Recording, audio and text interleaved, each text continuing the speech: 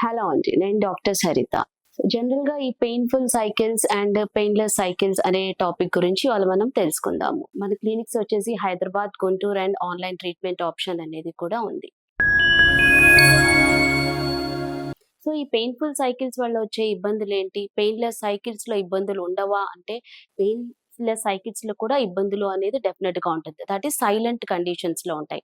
అది ఎండోమెట్రియోసిస్ ఉండొచ్చు, ఇంటర్నల్‌గా అడినోమియోసిస్ కంప్లెయింట్ అనేది ఉండొచ్చు. ఇలాంటి కంప్లెయింట్స్ అనేది ఉన్నప్పుడు డెఫినిట్‌గా పెయిన్ వస్తుందా అంటే కాదండి. కొందరిలో పెయిన్ ఉండే అవకాశం ఉంటుంది. పెయిన్ లేకుండా కూడా ఈ ప్రాబ్లమ్ అనేది ఉంటుంది. సో, పెయిన్‌ఫుల్ సైకిల్స్ అనేది సిన్స్ ప్యూబర్టీ నుంచి కూడా చాలా వరకు వస్తూ ఉంటాయి. అంటే సైకిల్ స్టార్ట్ అయిన వెంటనే కూడా పెయిన్‌ఫుల్ సైకిల్స్ అనేది ఉన్నప్పుడు ఇది మస్క్యులర్ పెయిన్ అని నెగ్లెక్ట్ చేసేవాళ్ళు ఉంటారు. మస్క్యులర్ పెయిన్‌ని చాలా ఎక్కువగా పెయిన్ ఉందేమో అని అనవసరంగా ఎక్కువగా మెడికేషన్స్ వాడేవాళ్ళు కూడా చాలా వరకు ఉంటారు.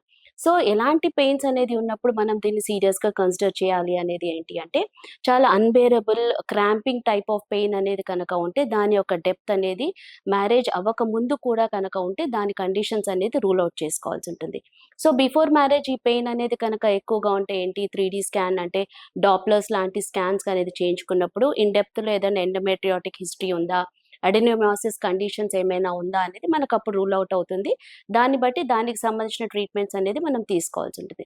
సో, ఇలా పెయిన్‌ఫుల్ సైకిల్స్ నెగ్లెక్ట్ చేసి డిస్మోనరియా పెయిన్ కిల్లర్స్ అనేది వాడి ఆఫ్టర్ మ్యారేజ్ ఆ ప్రాబ్లమ్ అనేది పెరిగి అది ఇన్‌ఫర్టిలిటీకి దారి తీయటం మూలాన మన దగ్గరకొచ్చేవాళ్ళు చాలా మంది ఉంటారు. అంటే ఈ పెయిన్‌ఫుల్ సైకిల్స్‌ని పెద్ద సీరియస్‌గా తీసుకోరు.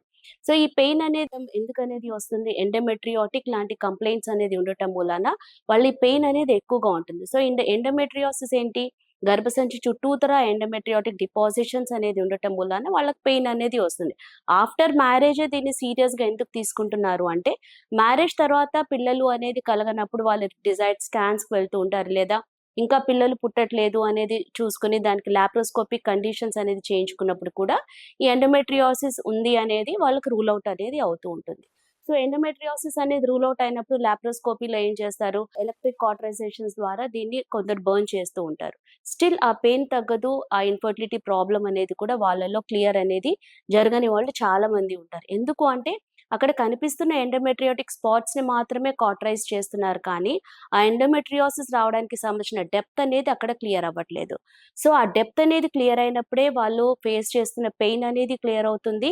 ప్రెగ్నెన్సీ అనేది కూడా వచ్చే అవకాశం అనేది ఉంటుంది. సో, ఎండోమెట్రియోసిస్ అనేది ఎందుకొస్తుంది? ఇన్ డెప్త్‌లో వాళ్ళలో ట్యూబర్క్యులర్ డెప్త్ కానీ, లేదా ఇన్ఫెక్షన్స్ యొక్క డెప్త్ అనేది ఉండటం మూలాన ఈ ఎండోమెట్రియోసిస్ కంప్లెయింట్ అనేది జనరల్‌గా ఉంటుంది. సో, హోమియోపతి మీకు ఎలా హెల్ప్ చేస్తుంది అంటే, ఇలాంటి కాటరైజేషన్స్, లాప్రోస్కోపీస్ ఏవి లేకుండానే ఓన్లీ మెడికేషన్స్ ద్వారానే మనం హిస్టరీస్ అనేది తీసుకున్నప్పుడు మీ ఫ్యామిలీ హిస్టరీస్ ఉన్న డెప్త్‌ని కన్సిడర్ చేసుకొని, దానికి సూటబిలిటీ మెడికేషన్స్ అనేది ఇచ్చినప్పుడు ఈ పెయిన్ అనేది కూడా తగ్గుతుంది. పెయిన్ అనేది తగ్గుతుంది. ఎండోమెట్రియోసిస్ అనేది తగ్గినప్పుడు తర్వాత మీకు ప్రెగ్నెన్సీ అనేది కూడా ఎలాంటి ఏఆర్‌టీస్ మెథడ్స్ లేకుండా నేచురల్‌గా వచ్చే అవకాశం అనేది ఉంటుంది. సో, ఓవరాల్‌గా బిఫోర్ మ్యారేజ్ కానీ, ఆఫ్టర్ మ్యారేజ్ కానీ పెయిన్‌ఫుల్ సైకిల్స్‌తో కనుక మీరు ఎక్స్‌పీరియన్స్ కనుక అవుతూ ఉంటే, దానికి సంబంధించిన కండిషన్స్‌ని రూల్ ఔట్ చేసుకొని, సప్రెసివ్ మెడికేషన్స్ కాకుండా ఎలిమినేటివ్ ప్రొసీజర్స్‌లో ఉండే హోమియోపతి ట్రీట్మెంట్‌ని కనుక ఆప్ట్ చేసుకుంటే, ఆఫ్టర్ మ్యారేజ్ ఇన్‌ఫర్టిలిటీ ప్రాబ్లమ్ అనేది ఫేస్ చేయకుండా ప్రెగ్నెన్సీ అనేది హెల్తీగా వచ్చే అవకాశం అనేది ఉంటుంది.